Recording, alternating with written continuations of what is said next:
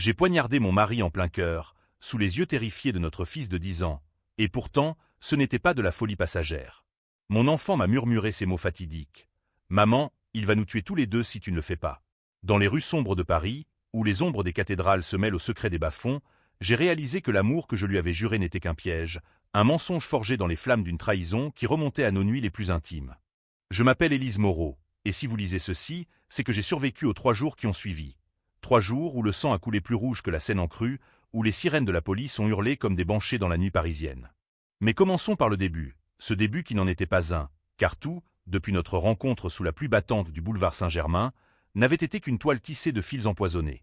Paris, cette ville des amants éternels, m'avait volé mon innocence à l'âge de 25 ans. J'étais alors une jeune professeure de littérature à la Sorbonne, les yeux emplis de Rimbaud et de Baudelaire, rêvant d'un amour qui transcenderait les pages jaunies des livres. C'est là que je l'ai rencontré, Antoine Duval, avec son sourire carnassier et ses mains d'artiste qui sentaient la peinture fraîche et le vin rouge. Il était galeriste, un homme qui vendait des rêves sur toile, mais derrière ses yeux verts, se cachait un prédateur. Nous nous sommes aimés follement, ou du moins, c'est ce que je croyais. Nos nuits dans son appartement haussmannien du Marais étaient des symphonies de chair et de murmures, où il me promettait l'éternité entre 2 verres de Bordeaux. Mais l'éternité, comme les promesses d'Antoine, s'est effritée un matin d'hiver, 9 mois après notre mariage. J'ai découvert ma grossesse par un test banal, caché dans la salle de bain, et au lieu de joie, il y a eu ce silence assourdissant. Notre fils, Lucien, est né sous un ciel gris de novembre, dans une clinique chic du 16e arrondissement. Antoine l'a tenu dans ses bras une fois, puis s'est éclipsé pour une affaire urgente. Les affaires urgentes devinrent sa seconde peau. Des voyages à Lyon, des appels nocturnes à des numéros masqués, des excuses lisses comme du marbre poli. Au fil des ans, Lucien grandit, un petit garçon aux boucles brunes et aux yeux trop sages pour son âge. Il dessinait des monstres sous son lit, des créatures aux griffes acérées qui, je le sais maintenant, étaient les métaphores de son père. Moi, je continuais à enseigner, à noyer mes doutes dans les vers de Verlaine, à prétendre que notre famille était un tableau parfait. Mais les fissures apparurent, des factures impayées pour des dettes qu'Antoine jurait, professionnelles, des bleus sur mes bras que j'attribuais à ma maladresse, et ces nuits où il rentrait avec l'odeur âcre de la peur sur la peau. Ce fut Lucien qui brisa le voile, un soir d'octobre pluvieux, 3 ans avant ce poignard fatal. Nous étions dans le parc des Buttes-Chaumont, sous les feuilles mortes qui tourbillonnaient comme des confettis macabres. Il avait 10 ans, et ses mots tombèrent comme une sentence. « Papa n'est pas un artiste, maman. Il est un voleur. » J'ai ri, d'abord, pensant à un jeu d'enfant. Mais ses yeux qui reflétaient déjà les miens, étaient graves. Il avait fouillé le bureau d'Antoine, trouvé des carnets codés, des photos de toiles volées dans des musées provinciaux. Antoine n'était pas galeriste. Il était un rustleur, un maillon dans une chaîne de trafiquants d'art qui s'étendait des caves de Montmartre au sous-sol des banques suisses. La trahison s'enfonça en moi comme un ver dans une pomme mûre. Pas seulement pour le mensonge professionnel, mais pour ce qu'il m'avait caché sur nous. Ses voyages, des rendez-vous avec des collectionneurs véreux. Ses dettes, des pots de vin pour couvrir des vols plus gros. Et moi, Élise, la femme loyale, j'avais servi de façade. L'épouse respectable, la mère irréprochable, pour blanchir son image auprès des autorités culturelles. Pire encore, un soir, ivre de rage contenue, il m'avait avoué, dans un murmure aviné, que Lucien n'était pas le fruit du hasard. « J'ai besoin d'un héritier pour la lignée Duval », avait-il dit, comme si notre fils était une pièce dans son échiquier. Je n'ai rien dit, pas alors. J'ai souri, cuisiné son coq au vin préféré, bordé Lucien avec des histoires de chevaliers vengeurs. Mais intérieurement, une tempête se levait. Les nuits devinrent des veilles où je lisais des traités sur le droit pénal français, où je notais les noms dans ses carnets. Jacques Lefebvre, un flic corrompu du 8e. Marie Lorvos, une avocate aux ongles vernis de sang. Et au sommet, un fantôme nommé le collectionneur, un milliardaire anonyme qui tirait les ficelles depuis un château en Normandie. Les mois passèrent en une danse macabre. Antoine se fit plus distant, plus cruel. Les gifles devinrent routine, masquées par des bijoux achetés à la va-vite sur le marché aux puces. Lucien, mon petit espion involontaire, me glissait des indices. Un numéro de téléphone griffonné, une clé USB cachée dans un tiroir. J'appris que le réseau d'Antoine visait maintenant le Louvre, un tableau de maître, un monnaie volé en transit, promis au collectionneur pour une fortune. Et dans ce plan tordu, Antoine avait prévu de m'impliquer. « Tu seras la mule innocente », m'avait-il soufflé un soir, son souffle chaud contre mon oreille, et si ça tourne mal, tu porteras le chapeau.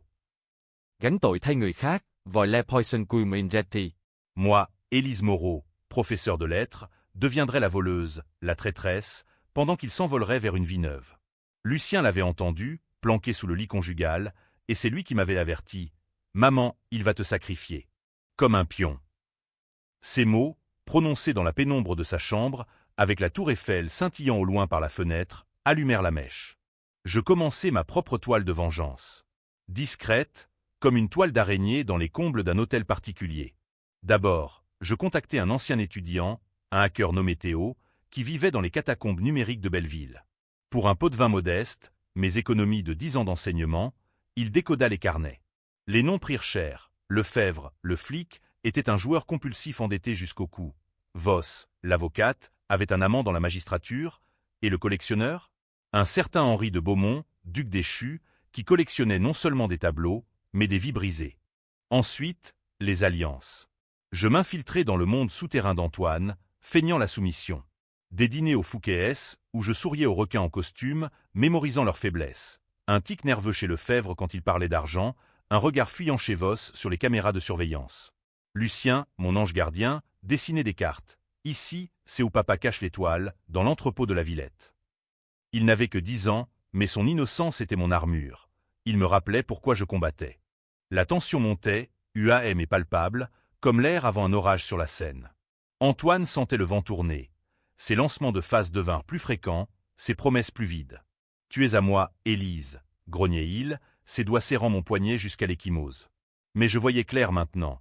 Il n'était pas l'artiste, mais le canevas vierge que je peindrais de mon propre sang et du sien. Le climax approchait avec le vol du Monet. La nuit du 7 décembre, sous un ciel étoilé indifférent, l'opération se déroula dans les ombres du musée d'Orsay. Antoine, en smoking impeccable, avait tout orchestré. Un garde soudoyé, un camion banalisé, et moi, censé distraire les caméras avec un appel anonyme. Mais j'inversais les rôles. Au lieu d'appeler, j'envoyais un texto à Lefebvre, le poisson mort à l'hameçon. Rendez-vous à la Villette dans 1 heure. Voss reçut une photo truquée, Antoine en train de charger le tableau, son visage clair comme le jour. Le chaos éclata comme un feu d'artifice noir. Sirène hurlante, gyrophare bleu dansant sur les pavés mouillés. Antoine, piégé dans l'entrepôt, hurla mon nom en vain, Élise, traîtresse. Tandis que Lefebvre, paniqué, tirait au jugé, blessant Voss dans la jambe. Le collectionneur, alerté par mes fuites anonymes aux Parisiens, rappela ses chiens, des mercenaires en noir qui transformèrent la scène en boucherie. Sang sur le béton, cris étouffés, et au milieu, moi, spectatrice depuis un toit adjacent, le cœur battant au rythme des gouttes de pluie. Mais Antoine s'échappa, boitant, jurant vengeance. Il rentra à la maison ce soir-là, trempé, les yeux fous. « Tu as tout gâché », cracha-t-il, me plaquant contre le mur du salon. Lucien surgit de l'ombre, un couteau de cuisine à la main. Mon couteau, volé de la table. « Laisse maman !» cria-t-il, sa voix d'enfant brisée par la terreur. Antoine rit, un rire de damné, et leva la main pour frapper. C'est alors que tout bascula. Le poignard dans ma main, guidé par les mots de Lucien, plongea en lui. 1 fois, 2, jusqu'à ce que le sang gicle, chaud et accusateur. Les 3 jours suivants furent un tourbillon d'enfer. Jour 1, la police, alertée par un voisin, envahit notre appartement. Je confesse tout, le meurtre, mais pas le vol. C'était de la légitime défense, dis-je, les menottes froides sur mes poignets. Antoine gisait là, son corps un tableau macabre sur le parquet ciré. Lucien, muet, me regarda partir, ses yeux promettant le silence. Jour 2, en cellule à la santé, les murs suintent l'humidité des siècles. Voss, l'avocate, vient me voir, non pour me défendre, mais pour négocier. Le collectionneur offre l'immunité si tu charges Lefebvre. Elle l'avait trahi, lui, pour sauver sa peau. Je refuse, et elle sort, son talon claquant comme un couperet. Mais la nuit, un gardien glisse un mot.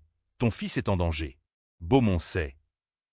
Jour 3. L'évasion, orchestrée par Théo et un réseau de repentis que j'avais contacté via des codages dans mes lettres à Lucien. Une fausse audience, un fourgon détourné vers les banlieues grises de Saint-Denis.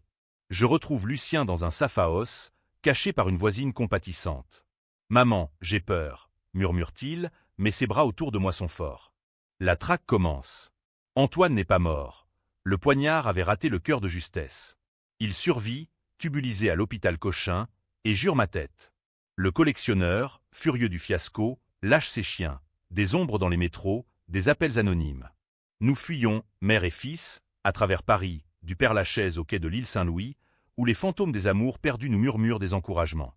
La vengeance culmine au château de Beaumont, en Normandie, sous un ciel d'ardoise. J'y entre, déguisé en domestique, Lucien planqué dans les bois avec Théo. Beaumont, ce vieillard aux yeux de serpent, rit de ma présence. La petite professeure veut jouer. Il révèle le twist. Antoine n'était pas le traître originel. C'était moi, inconsciemment. Des années plus tôt, dans ma jeunesse, j'avais volé un manuscrit rare à la Sorbonne pour payer les dettes de ma famille, et Beaumont l'avait racheté. Antoine, il m'avait épousé pour me surveiller, pour me lier à son réseau.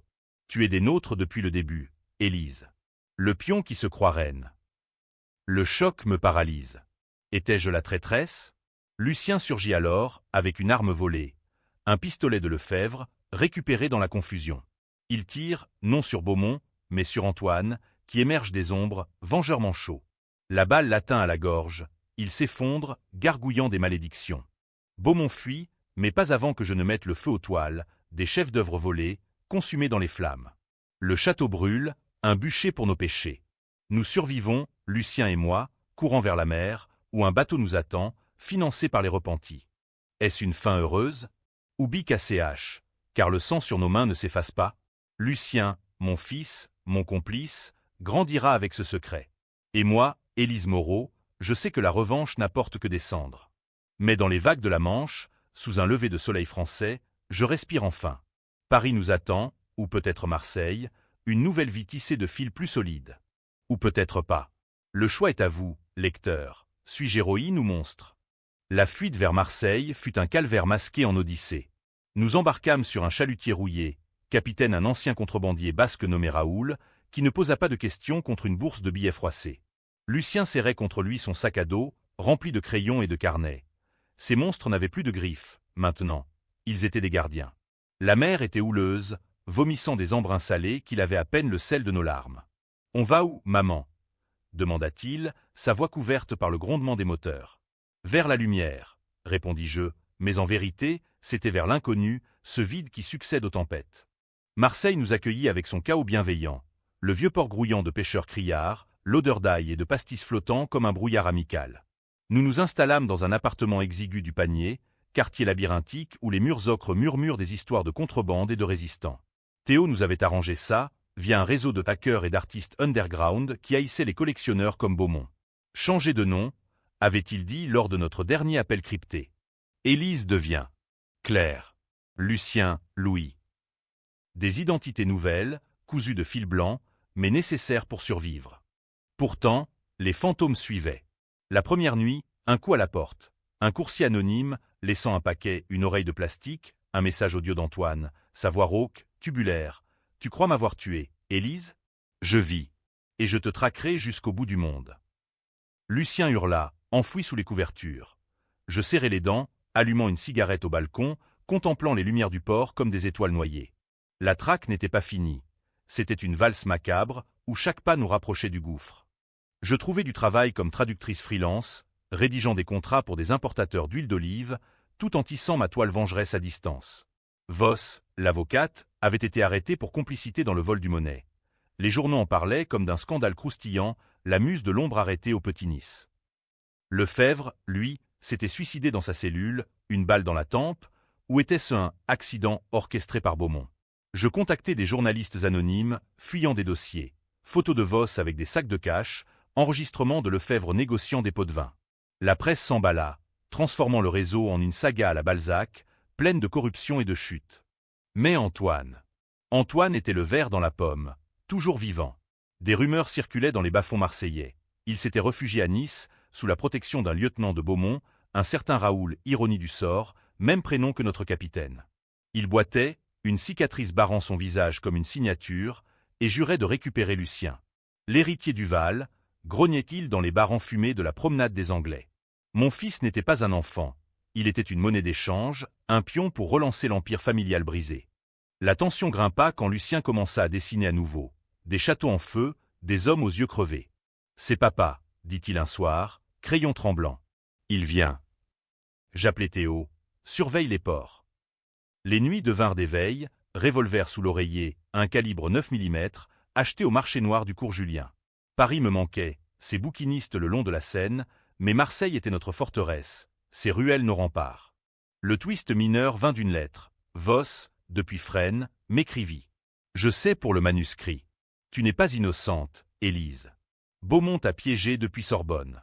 Joins-toi à moi, on le fait tomber ensemble. Était-ce un piège ou une alliance improbable?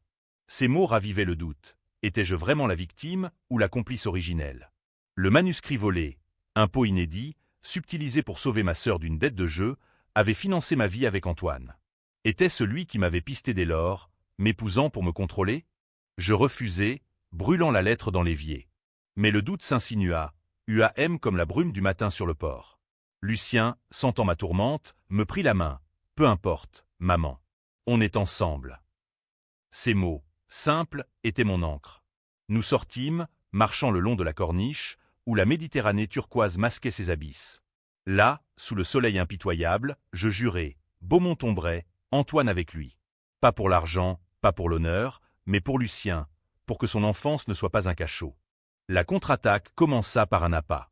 J'envoyai un message codé via un forum d'art en ligne, monnaie disponible. Rendez-vous au Mucem, minuit. Signe de piste pour Antoine, qui mordit. Il débarqua, silhouette boiteuse dans l'ombre des sculptures modernes, flanqué de 2 brutes. Je les attendais, cachés, avec Théo au drone et Lucien en retrait. Le piège se referma. Un appel à la BAC, brigade anticriminalité, type anonyme sur un échange illégal. Fusillade brève, éclat de verre, Antoine arrêté, menotté, hurlant mon nom comme une malédiction. Mais Beaumont riposta. Le lendemain, notre appartement fut cambriolé, pas volé, mais marqué, un tableau lacéré, un message en latin sur le mur, oculi execti. Yeux crevés. Il savait où nous étions. La fuite reprit, vers les Calanques, ces fjords rocheux où la mer ronge la pierre. Là, dans une grotte secrète, nous attendîmes, le souffle court. Lucien pleura pour la première fois depuis Paris. J'ai tué papa. Non, murmurai-je, c'était la justice, tordue mais inévitable. La nuit tomba, lourde de promesses sombres.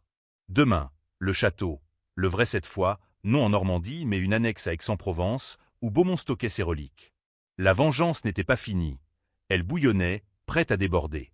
Les Calanques étaient un labyrinthe de pierre et d'azur, où le soleil cognait comme un marteau sur l'enclume de nos âmes. Nous nous terrâmes dans la grotte de Sugiton, un antre connu des seuls initiés. Théo l'avait repéré sur des cartes satellites piratées. L'air y était frais, chargé d'iode et de sel, mais l'humidité collait à la peau comme un reproche. Lucien sculptait des figures dans le sable humide, des héros sans visage, armés de bâtons tordus. « C'est nous », disait-il, et je hochais la tête, feignant la force. Le doute, ce serpent, me rongeait. Les mots de Voss résonnaient. Étais-je la traîtresse originelle? Le manuscrit de Pau, volé dans la bibliothèque de la Sorbonne un soir d'hiver 2005, n'était pas un caprice.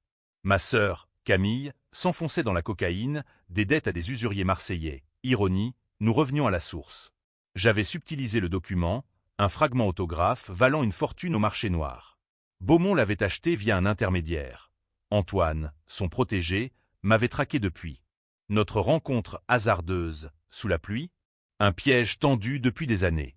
Cette révélation me pliait en 2 la nuit, quand Lucien dormait. Étais-je la mule dès le berceau de notre amour? Gan titaille. Non plus pour Antoine, mais pour mon propre passé. Je confiai à voix haute, au murmure des vagues. J'ai commencé ça, Lucien. Maman est un monstre. Il se réveilla, yeux grands. Non, tu nous sauves. Son pardon d'enfant était un baume, mais empoisonné. Il grandirait marqué, un fils de vengeance. Théo nous ravitaillement. Pain, fromage, un laptop blindé. Beaumont est en panique, rapporta Théil via vidéo cryptée. Antoine parle, balance tout pour un deal. Vosco opère aussi. La presse bruissait. Article dans Le Monde sur le cartel de l'art, avec des photos floues de notre vieil appartement haussmannien. Paris nous pleurait comme une amante perdue. Marseille nous adoptait comme des parias. Le plan pour Aix se cristallisa. Le château, une bastide du XVIIe, nichée dans les vignobles, abritait la collection secrète. Picasso volé, Van Gogh falsifié, reliques qui finançaient un empire. Beaumont y résidait, paranoïaque, entouré de gardes privés et de caméras. Nous infiltrerions via un traiteur local, moi en serveuse, Lucien en gamin errant, l'appât innocent. Théo hackrait les systèmes. Raoul, le capitaine, bloquerait les routes avec son bateau. La route vers Aix fut un pèlerinage douloureux, en covoiturage avec des touristes anglais indifférents. Lucien pressait son nez contre la vitre, émerveillé par les champs de lavande fanée. C'est beau, maman. Oui, mais la beauté cache les épines. Arrivé à l'aube, nous nous posâmes dans un motel miteux, où l'odeur de moisi se mêlait au café brûlé. J'appelai Voss, via un burner phone. J'accepte. Mais à mes conditions. Sa voix, rauque de cellules, trahit la surprise. Viens me voir à Fresnes. J'ai des preuves. Le voyage à Paris fut un saut dans le passé. La SNCF filait comme un serpent d'acier, et à chaque gare, je voyais Antoine. Son sourire carnassier sur les quais d'Avignon, ses mains sur mes épaules à Lyon. Fresnes, cette forteresse grise en banlieue sud, puait la défaite. Voss, en combinaison orange, me reçut dans une salle au mur nu. « Tu n'es pas la seule piégée, » dit-elle, glissant un dossier sous la vitre. Photo, moi, jeune, sortant de la Sorbonne avec un sac suspect. Beaumont, riant avec un agent immobilier en 2006, signant le bail de l'appartement du Marais. « Antoine t'a épousé pour ça, » confirma-t-elle. Mais Beaumont, il voulait plus. Le réseau, c'était pour te recruter pleinement. Tu as résisté, d'où les gifles, les dettes. Elle rit, amère. Moi, j'étais son jouet. Avocate pour couvrir les traces. L'alliance se scella. Elle témoignerait contre Beaumont si je la sortais. Liberté conditionnelle, promis je, via mes contacts journalistiques. De retour à Aix, le doute s'effaça, remplacé par une rage froide. La Bastide se dressait, illuminée comme un joyau maudit. Infiltration réussie, moi en tablier, servant du rosé aux gardes avinés. Lucien, dehors, lança la diversion. Un feu de camp dans les vignes, allumé par Théo. Cris, confusion. Je glissais dans les caves, où les toiles dormaient dans l'obscurité. Beaumont m'y attendait, silhouette voûtée sous une ampoule jaunâtre. Élise. Ou Claire. Tu reviens au bercail. Son rire était un croassement. Il révéla plus, Lucien n'est pas à toi. IVF, insémination. Le donneur, un de mes hommes. Héritier pur. Le choc me frappa comme un coup de poignard. Mon fils, un calcul génétique? Rage aveugle, je saisis un chandelier, le fracassant sur son crâne. Il s'effondra, sanglant, mais vivant. Sirène au loin. Évasion chaotique. Toile en feu, garde neutralisée par Raoul. Lucien courut vers moi, et nous filâmes dans la nuit provençale, vers l'aéroport de Marignane. Avion privé, direction l'Espagne, frontière poreuse pour les âmes damnées. Mais le coup, Voss trahi, alertant Beaumont trop tard? Non, c'était Lefebvre's Ghost, un complice caché. La presse explosa. Incendie mystérieux à Aix, la professeure revenue des cendres. Nous étions traqués, mais libres. Pour l'instant. L'Espagne nous avala comme une mer vorace, nous crachant à Barcelone sous un ciel catalan implacable. Des rues pavées de la Rambla aux plages de la Barceloneta, nous nous fondîmes dans la foule, Claire et Louis, touristes français en vadrouille. L'appartement loué, perché sur le borne, offrait une vue sur la mer. Pas la Méditerranée française, mais une sœur plus sauvage. Lucien apprit l'espagnol vite, jouant au foot avec des gamins du quartier, ses rires un baume sur mes plaies invisibles. Pourtant, la frontière n'était pas physique. C'était dans nos âmes, cette ligne floue entre victime et bourreau. Les nouvelles d'Antoine me hantaient. Extradé vers la France, il purgeait à la santé, chantant des airs de Vivaldi entre deux interrogatoires. Il demande après le gamin, rapporta Théo, depuis Marseille. Beaumont, comateux à l'hôpital d'Aix, murmurait des noms dans son délire, le mien en tête. Voss, libéré sous caution, avait fui en Suisse, emportant des secrets qui pourraient nous couler. Je repris l'écriture, non plus traduction, mais un journal. Ces lignes que vous lisez, peut-être, si elles survivent. La vengeance est un vintègre, notai-je, qui laisse un goût de cendre. Lucien lisait par-dessus mon épaule, posant des questions d'adulte. Papa était-il mauvais dès le début? Je haussais les épaules. Les hommes sont des toiles vierges. C'est nous qui peignons les monstres. La traque reprit, subtile. Un tel dans les marchés de la Boqueria, un homme au feutre, sentant le cigare français. Je le semai dans les allées étroites du gothique quartier, cœur battant. Théo confirma, lieutenant de Beaumont, un basque renégat nommé Inaki. Ils veulent le gosse pour le chantage. Lucien devint notre ombre, ne sortant plus seul. Ses dessins virèrent au noir, yeux crevés, château en ruine. Le contre-coup vint d'une source inattendue. Raoul, le capitaine, contacta via un vieux téléphone satellite. J'ai un paquet pour toi. À Gibraltar. Rencontre risquée, au Roc, où les singes volent les lunettes des touristes. Le paquet, un disque dur, rempli de preuves, virements bancaires, email codé liant Beaumont à des vols internationaux, y compris le mien originel. Antoine l'avait gardé, expliqua Raoul. Pour se couvrir. Il est clean maintenant? Non, mais ça te lave. L'épreuve était une arme à double tranchant. Envoyée anonymement au juge antiterrorisme de Paris, elles déclenchèrent une rafle, arrestation en cascade, du Marais à Monaco. Beaumont, éveillé, fut inculpé pour association de malfaiteurs, Voss extradé de Genève. Antoine, en cellule, se suicida pendu avec ses draps, un mot, pour Lucien. Était-ce vrai? Ou un meurtre déguisé? La presse se déchaîna. La fin du cartel Duval-Beaumont, suicide ou meurtre? Nous célébrâmes en silence, paella au porc, mais le triomphe était amer. Lucien pleura pour son père, pas l'homme, mais le fantôme. Il t'aimait, à sa façon, dis-je, mentant peut-être. La nuit, des cauchemars, Antoine rampant, gorge ouverte, réclamant justice. Le twist se profila quand Théo appela. Voss veut te rencontrer. À Paris. Elle a le dernier morceau, ton innocence. Tentation irrésistible.